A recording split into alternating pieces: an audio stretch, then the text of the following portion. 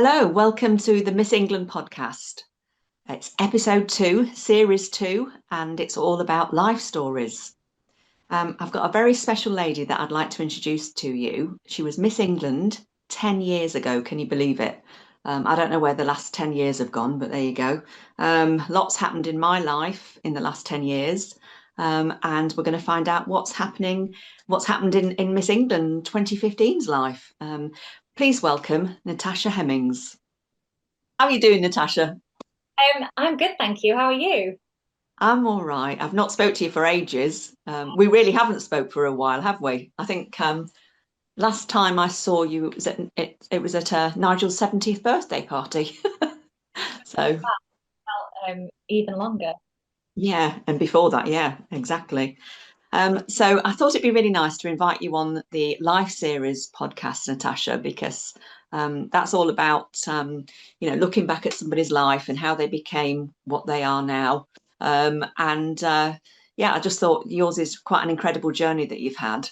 Really, what you've been doing. So I've got a few questions for you, if that's okay. Yeah, I'm super excited. Yeah. So let's start at the beginning then, Natasha. Where were you born and where did you grow up? So I was actually born in Staffordshire, but I've lived in Cheshire my whole life. I grew up in a little village called Haslington, which was a really small, tight-knit community, and then moved to Weston and then eventually to Nantwich, where I've stayed in this sort of area in my adulthood as well. But Cheshire's always felt like home to me. It's got like that perfect mix of countryside charm and history. It's a beautiful place. So I love it very much here. Oh, brilliant. And have you got brothers and sisters? Did you grow up on your own? For everybody that doesn't know. Well, I've got quite a big family. I have a twin brother who I'm particularly close with. We've always had that kind of twin connection where we can tell what each other's thinking. And to be honest, we are completely different, even though we are super close. He's always been interested in science and maths, and he now works as a quantity surveyor. Whereas for me, I've always been into the creative arts. So we couldn't be more different. I also have an older sister and an older brother, and then a little sister, Imogen, who's currently studying psychology. So we're Oh all, my, yeah, big we family then. yeah, big family, and we've all kind of taken our own different routes. My older sister is creative as well, but she does more creative with her hands. So she makes beautiful invitations and handmade bespoke things. So yeah, we're all completely different. Oh, that's amazing. So I mean, a lot of people out there want to realise that you have actually got a twin brother. I mean, I've met Brendan, so I know. But yeah, it's. Did he actually see you win Miss England when you actually won? Yeah, he came to Miss Cheshire, the first competition I did, the first heat, and we actually have a photo together when I first won that. And then yeah, he Oh, was in England and he was at Miss World. He flew to China as well to watch me in Miss World. So oh, very that's lovely. supportive, and we've shared all those big moments throughout life together. So I think that's what keeps you close as a family, is just being there for the important things and the special moments. Yeah, definitely. So growing up, when you grew up, did you actually grow up in Cheshire and go to school in the Cheshire area? Yeah, so What my was that like? yeah, my school life was quite varied actually because I did move around quite a bit, even though I stayed in this area. So I went to two primary schools and then two high schools. And I think moving around, I definitely experienced a challenge of integrating into friendship groups. Because obviously at that when you move into different schools, everybody's already formed their cliques and their friendship groups. So you kind of have to force your way in. And as a child, that was absolutely fine because I was super confident. I made friends easily. But as I started to go into high school and move around in that way, it was a little bit trickier. I think high school age, you're a little bit more self-aware. And so it can feel quite daunting trying to fit into those kind of groups. So when I was about the age, about 13, I moved from my local state school to a private school. And that was a big change as well. Just the school system was completely different. I absolutely loved it because for me as a musician, the music program was a huge step up compared to the state program. We had our own choir. We did local performances. We did school productions where the music was actually put on by the students in the orchestra. It felt really special. And I absolutely loved being a part of that school, but socially, it was really hard. I think we just... Yes, I did read somewhere actually that you experienced bullying growing up. Was Yeah. that as you got older, or? Yeah, so I struggled at first just kind of entering that school at that time in my life, and everybody got their friendship groups. And then because the way the school was structured is we had forms, and you stayed in your form, and that was it. You went around to all the classes with those same people. So if you didn't really gel well with the people in that class, that's all you knew. So I did find friends there, and that was okay, but nothing ever really clicked on a deep level. But then when we moved up to sixth form, it just didn't work out. I think at the time I was in a relationship that broke down, and friendships started to break down, and we were all heading off to university, which put a strain on the friendships anyway. And it definitely took a dark turn just before I went off to university, which really affected my confidence. And I see this happening a lot when I speak to young people now, is that when they're going off to university and stuff, they're so isolated and they feel so lonely. And it's because the friendships are just really difficult, and you have to force it. It's not a natural thing, making friends when you are moving on your own and you're just expected to kind of gel with somebody. So I think there's a lot of pressure on young people at that time in your life, and you're just finding yourself, aren't you? So yeah, friendships have remained tricky for me though. Even in my adult life now, I think it's hard to find people you really connect with, and you don't meet those kind of people every day. So if you have those people in your life, you have to treasure those friendships. Definitely. Definitely. So you touched on the music. When did you first become interested in music? Yeah, so I can't remember a time when I wasn't interested in music, is the truth. My mum will still show me photos of when I was probably around 3 or 4, and I'm running around with a little karaoke set and a fake microphone. That was just my thing, and I never grew out of it. I just loved putting on performance. And to be honest, my childhood was one big performance. I would put on dance and singing shows for my family, whether they wanted to watch or not. And as I got older, that's just kind of grown into something that was more than a hobby. And I got really serious about it. When I was 9, I started my first singing lessons. And by the time I was 14, I was already having professional classical lessons at the Junior Royal Northern College of Music, and training in ensembles and different musical theory. You know, it got very serious at that age. That really just kind of opened up lots of opportunities for me. And then I also got the music scholarship at my private school. And so everything just felt elevated as I started entering my teenage years. Yes, you've got music qualifications, haven't you? Yes. You went to the Northern College of Music. You went to. Yeah, so when I was younger, the Junior Royal Northern College of Music, the junior program it's a bit like a Saturday school, and they take on super talented musicians. I mean, incredibly talented musicians. I remember one of the open days, there was a 5-year-old violinist who would just blow you away. Because tiny little child play, they're incredible there.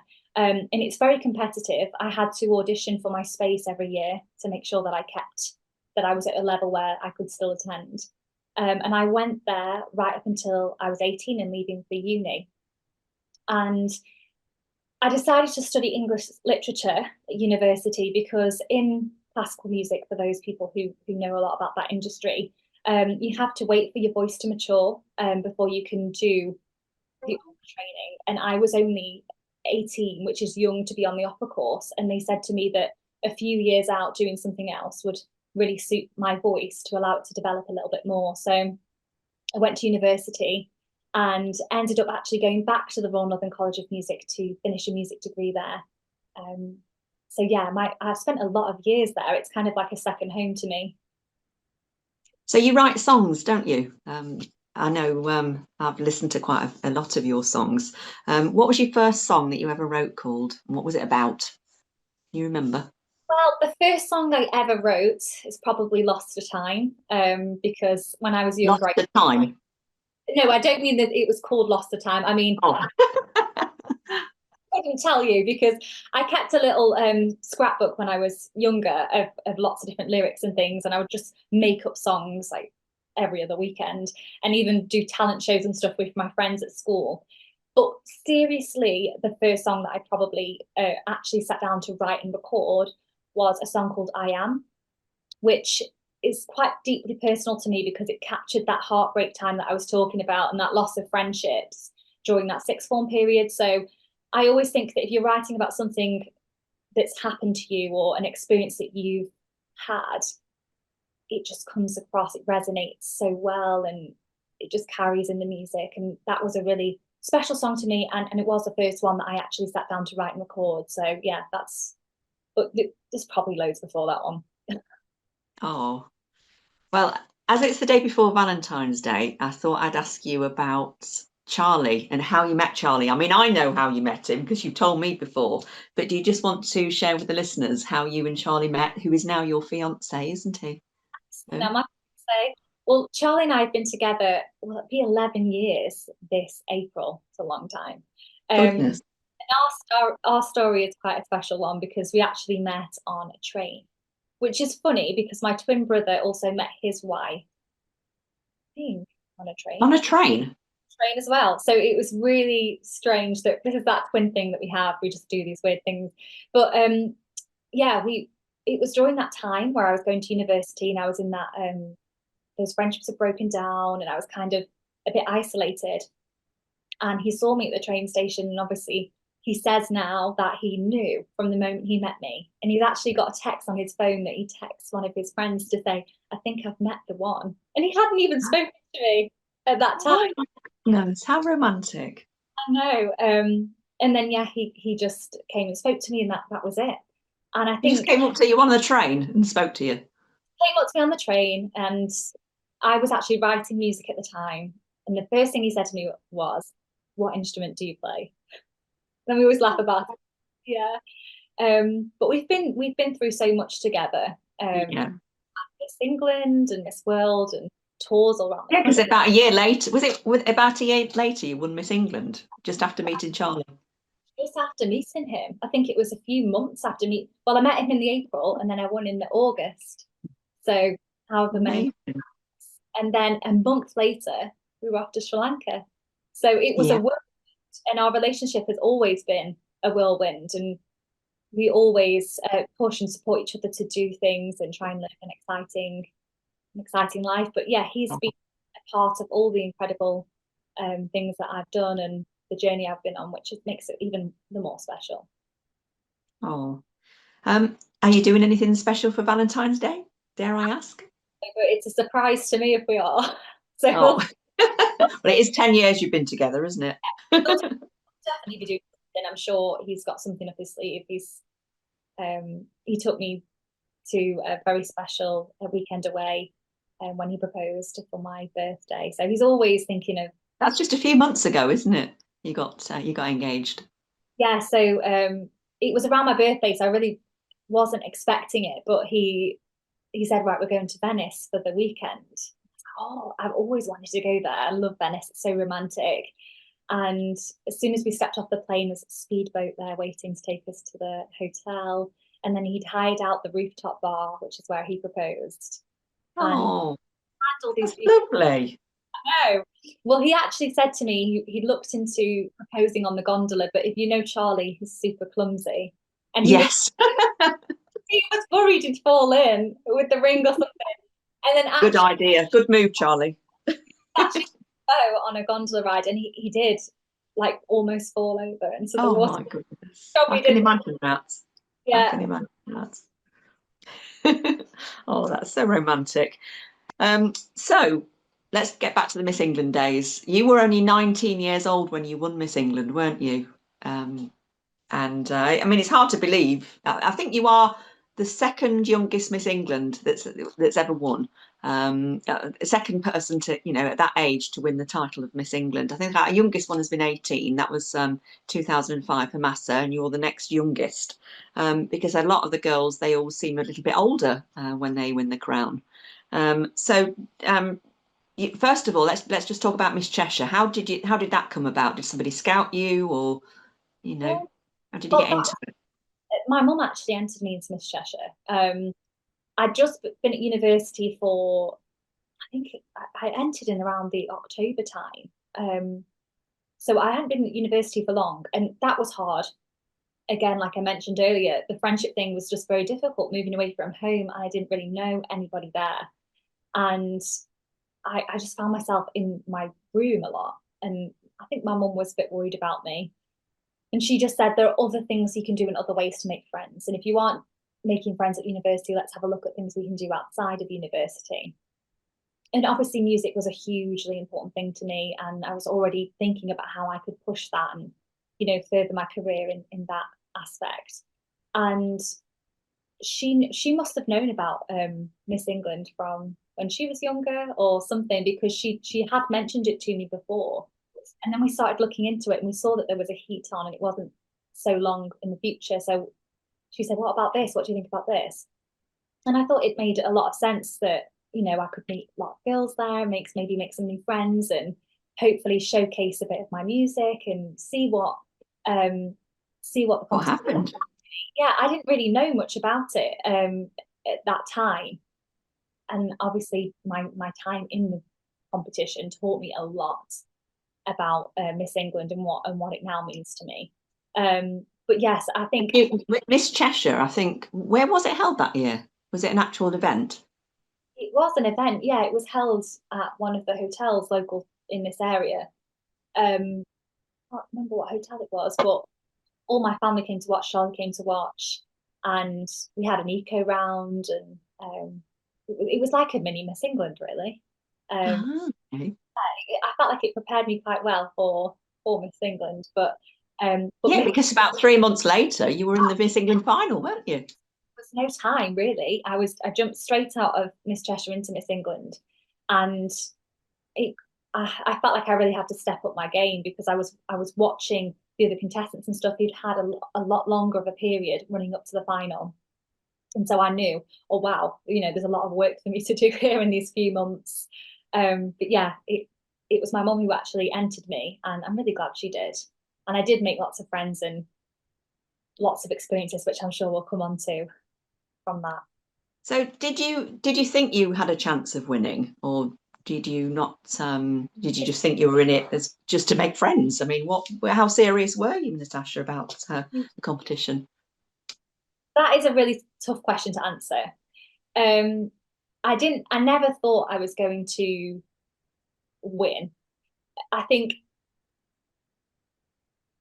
I mean, did anybody say to you, you've got a really good chance in this, or no, you haven't, or, I mean, not the opposite. I mean, when I first got there, obviously you do a lot of prep work by yourself. You're doing all the press, and you're doing the talent round, and you're thinking about, the ways you can get involved in the community and fundraising. There's a lot that you have to do by yourself to elevate yourself and get yourself into a place where you feel like you've got a strong offering for the competition. And then when you get there on the day, you kind of go into panic mode, and everyone's in panic mode, because there's been so much pressure leading up to that moment. And then finally, you're face to face with all the competition, and the judges are watching you all the time. You don't get a moment to yourself. And you're just thinking about how you can stand out or how you can shine. And of course, there's a lot of gossip and rumours and stuff that start floating around. Because I was so new. Telling people who's going to win and that kind of thing. Yeah, we get it every year, Natasha. Chinese whispers, we call it. Yeah, exactly. I think it's all rigged for somebody to win, but then But I think always the proof is in the pudding. I mean, I was so new to the competition that nobody was really talking about me. And when I speak to people the following time after I'd won, they'll say to me, "Oh, we always say that you're the dark horse because nobody had known about you enough to think of you as a threat or think of you as a potential winner." So when I got there, they were talking about a few girls in particular that had kind of stood out previous years, or were doing with a lot of press attention at the moment. And it would be enough to put you off, because they would just say, there's no point in trying, you know, it's going to blah, blah, blah. Oh, look, she's got the camera on her now, like, you may as well go home.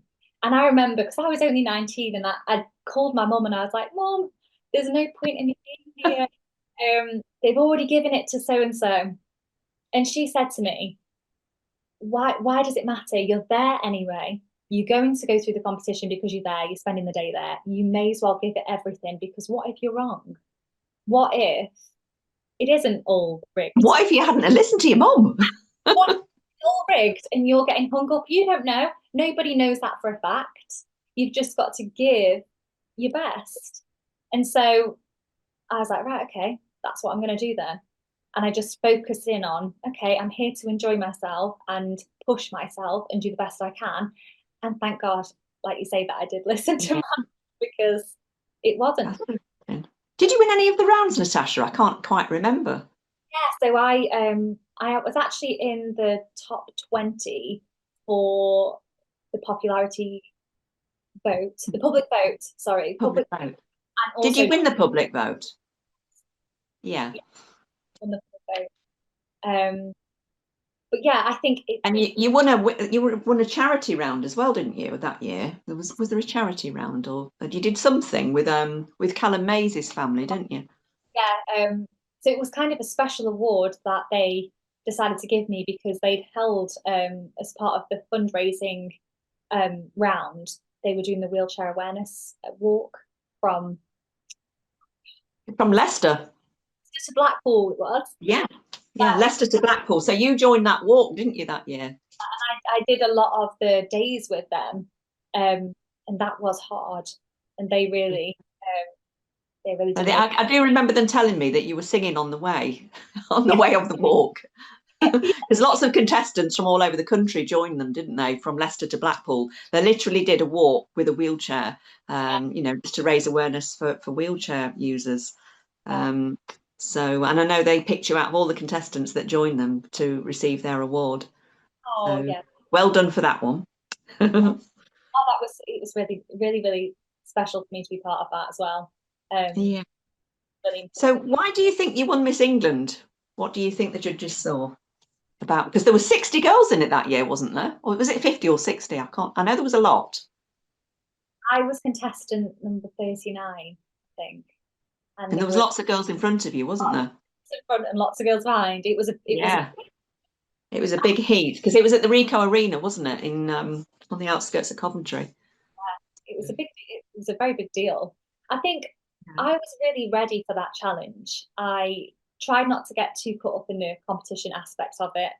I tried to focus on enjoying the experience and just shining in the best way that I could.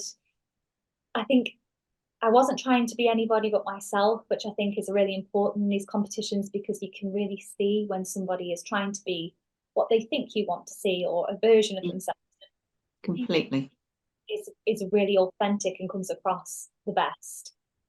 So I think that is probably what came across to the judges. And I wanted it. I really felt like I could do some exciting things with that title and those experiences, and there's nothing wrong with wanting to be good at something, wanting to do well.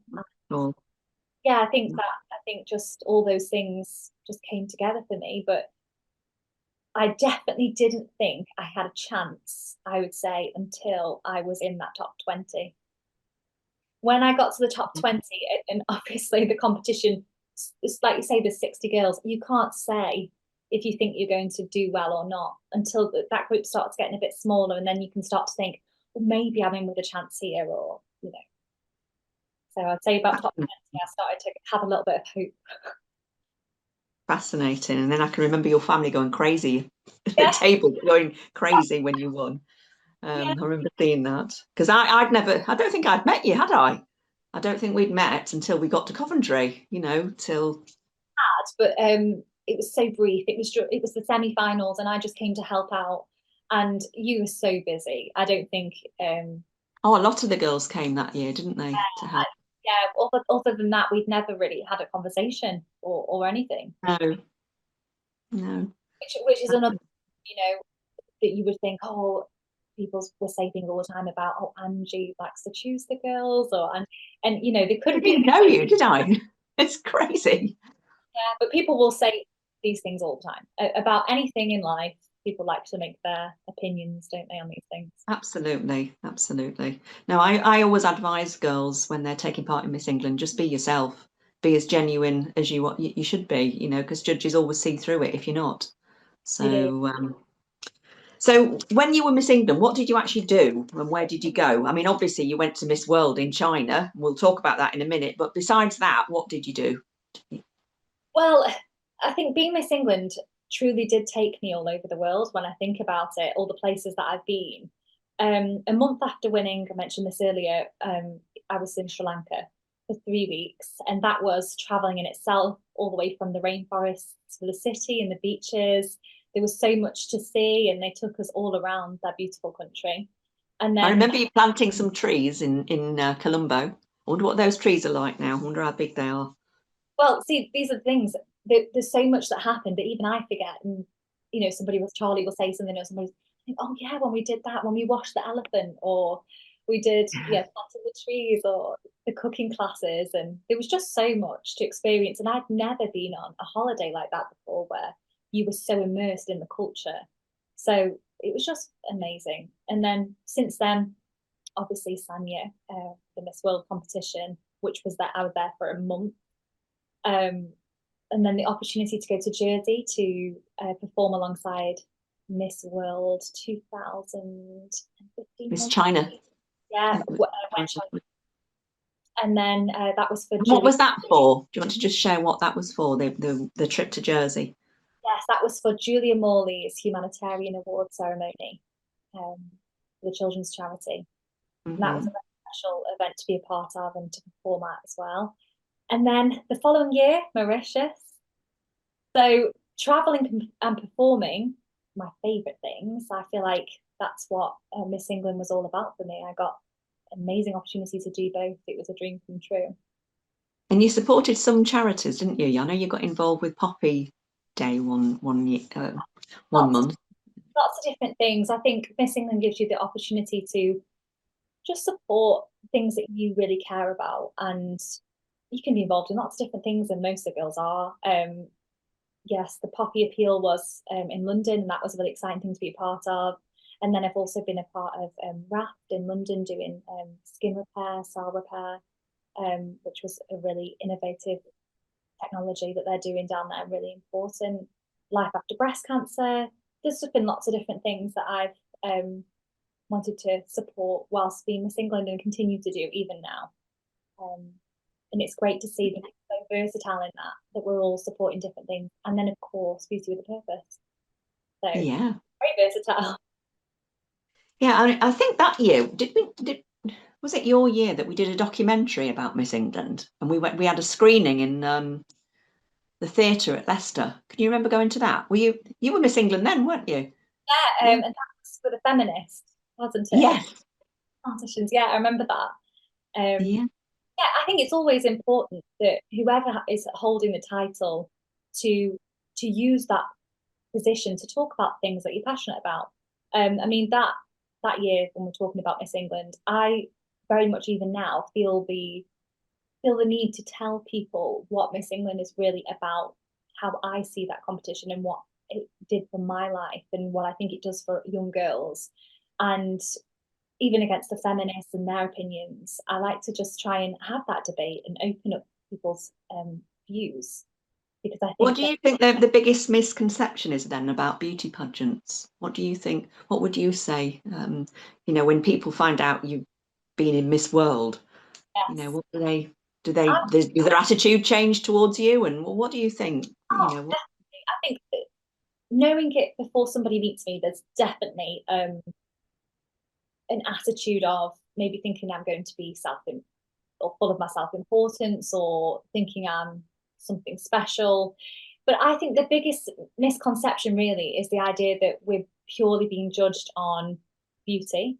I mean, beauty means something different to everyone. And that's what Miss England is about.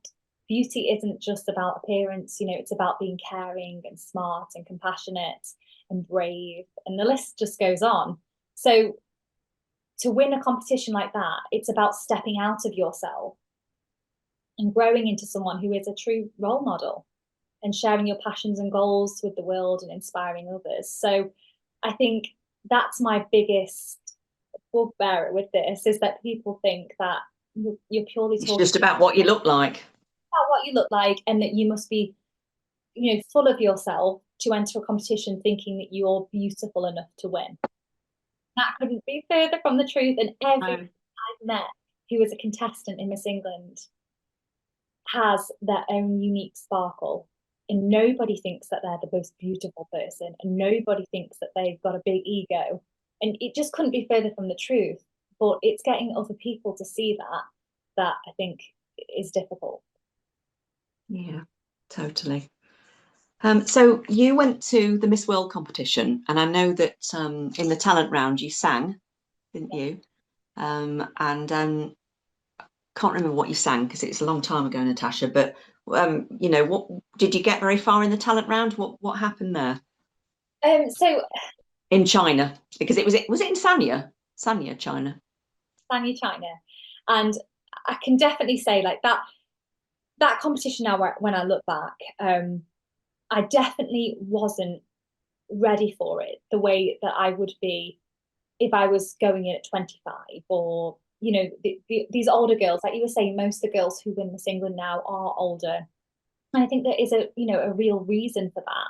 Just where you are in your self-development, how you carry yourself as a person, your confidence, you just really know who you are, and the insecurities are maybe quieter. You just kind of go through that phase where you just really feel at peace with yourself. And I was still going through that because I was only 19, and it was such a huge pressure, I think. And then to be going to China as well. I mean, that was hard in itself just because of the time difference, even just Yeah. But you was tired when you got there, weren't you? It's a long journey. long flight, it's a long journey. Even though you're surrounded by people who are doing the same thing as you and are contestants, it's also very isolating because they're not your culture. They don't speak your language. You know, this, you know, a lot of people do speak English, which I'm grateful for.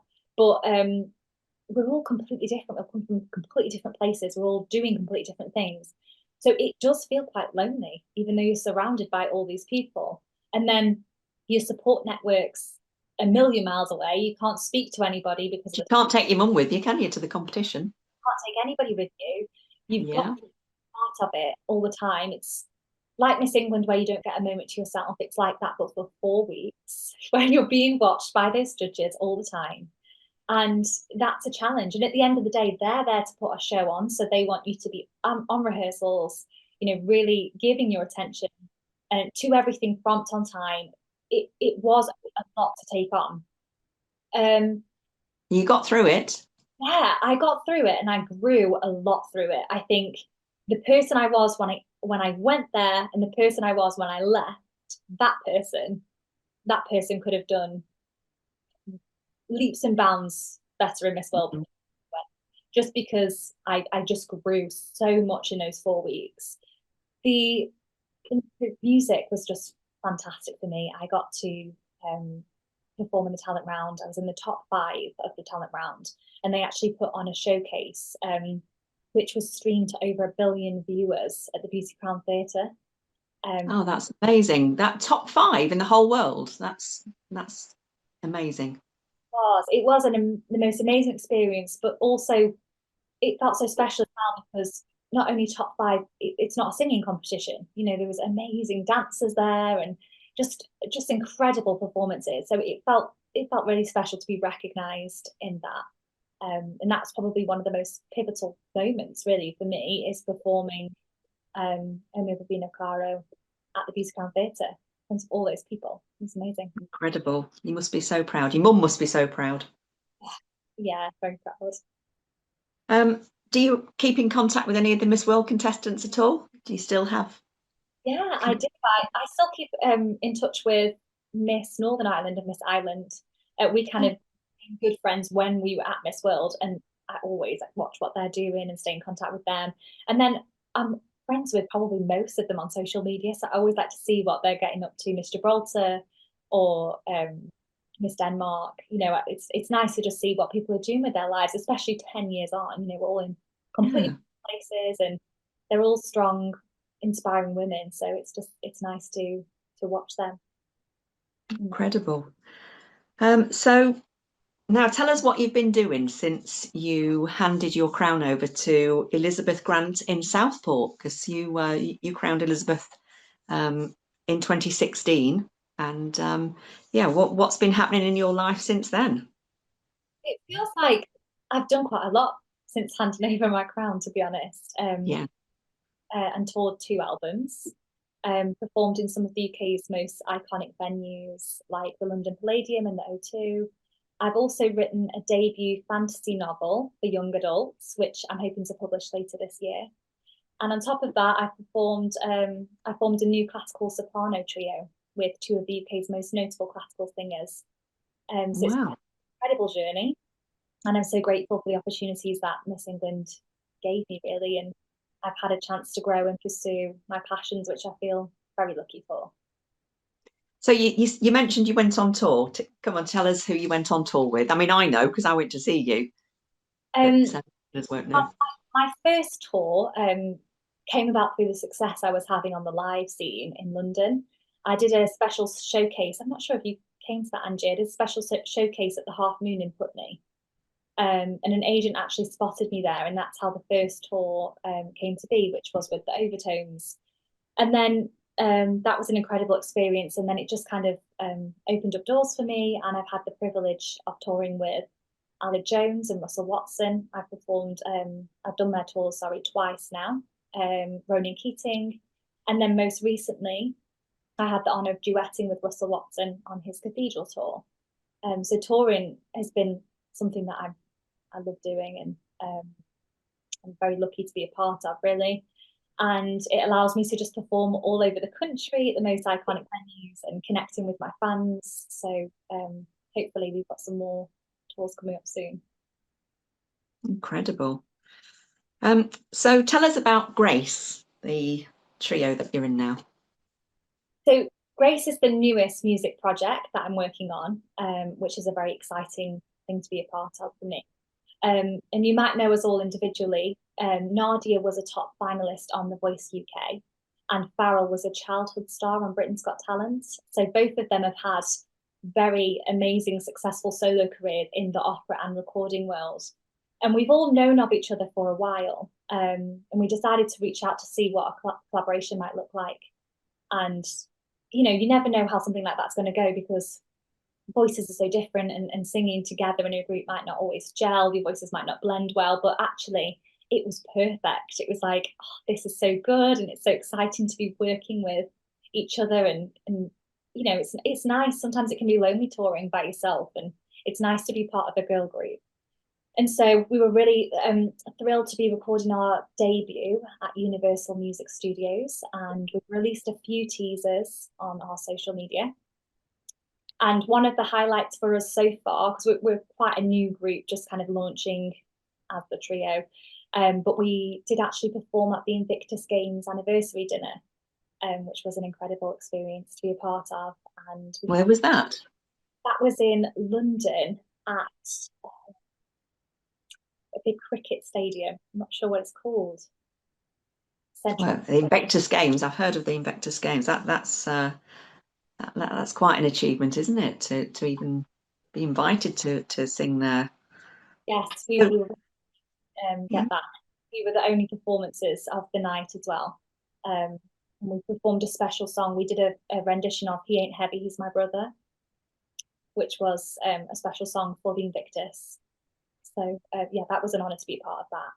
And that's incredible. We've actually got some more exciting live opportunities coming up this year as well. So stay tuned. So how can people find out about Grace? What have you got a website, or are you on Spotify? Yeah, we have a website, and we're on socials at the moment, which is just at Grace Sopranos. Grace Sopranos. Yes, we will have a Spotify because we'll be launching our album very soon. But at the moment, we haven't put anything out there into the ether of the recording. It's just kind of on the socials, but you can listen to lots of our teasers on there, and then yeah, the album should be coming out shortly. Oh, well, good luck with all that, Natasha. I mean, what you've done in the last 10 years is quite commendable, and you must be very, very proud of yourself. And it's through your hard work and determination that you've managed to get on these tours and, you know, following your dream. You've stayed true to yourself, and that's what counts. So out of all what's happened to you so far, and how old are you now? I mean, you late 20s? 29, yeah. 29, you've got a big 3-0 coming up. You're catching me up, Natasha. You've got a long way to go yet, though. So what would you say is the most valuable lesson you've learned in your life so far? I think the most valuable lesson is probably perseverance. Yeah. Nothing worth having comes easy, and it's so easy to feel like giving up a lot of times in your life. You know, progress can be slow, or it can feel like you're not moving forward at all. And there are times when it feels like you're stuck, but life has a way of taking you in an unexpected direction. And sometimes when a door closes and you feel heartbroken that that's not coming your way, or you really wanted to be successful in something that hasn't quite worked out, it has a way of showing you actually you're meant for this, or this is a different way, this is going to be better for you. So I think the key is to stay focused on yourself and in your own lane, and not care about what others think of what you're doing. Don't compare yourself to others, and just accept that everyone's journey is unique, and the only way to keep going is by trusting your own process and sticking with it. Perseverance. Oh, that's good advice, Natasha. What advice would you give to the young girls wanting to be beauty queens that are listening to this podcast? My advice to young girls who aspire to be I would say it's important to remember that the true essence of being a beauty queen goes beyond just looks. It's about who you are on the inside, your kindness and your intelligence, your drive, your ability to inspire others. There's no one formula for success, and your journey will be uniquely your own. Embrace the challenges, because they help you grow as a person, they help you build resilience. And it's important, like I said before, not to compare your path to others. Everyone is in their own lane on their own timeline, and be true to yourself and let your authenticity shine through. Oh, that's really good advice too, Natasha. So thank you. It's been really lovely chatting to you. What would you say, just finally, what's your goal in life now? What do you really want to do? Where do you see yourself in 5 years' time? Or where would you like to be? I think my goal is to keep striving and growing. I never want to let anything in my life become stagnant. I'm always pushing myself in one area or another. This year, I'm excited to publish my debut novel, The Book of Shadows, and I'm focused on the new music project with Grace, which has been an incredible journey. And on top of that, I'm planning a wedding, so that's very exciting. But I think I'll be coming to the hen party. Yeah, the hen party. Can't wait. So important not to limit yourself to just one thing in life. And we're all capable of so much more than just one goal or one thing that we think we're meant to do. And so that's the path I'm on, constantly evolving and exploring new opportunities. Just who knows where I'll be in 5 years. I think that's what's exciting, to just kind of push and go with it and see. So we've just got to watch that space. Yeah. Oh, well, best of luck with everything, Natasha. It's been really nice chatting to you. Thank you for coming on the Miss England podcast. Thank you, Beth. And I wish you all the very best with all your challenges and projects and everything that you're doing. I really wish you all the best, Natasha. So thank you again. Thank you so much. Take care. Bye-bye. Bye. And thank you for listening to the Miss England podcast. This is Series 2, Episode 2 with Natasha Hemmings. Thank you.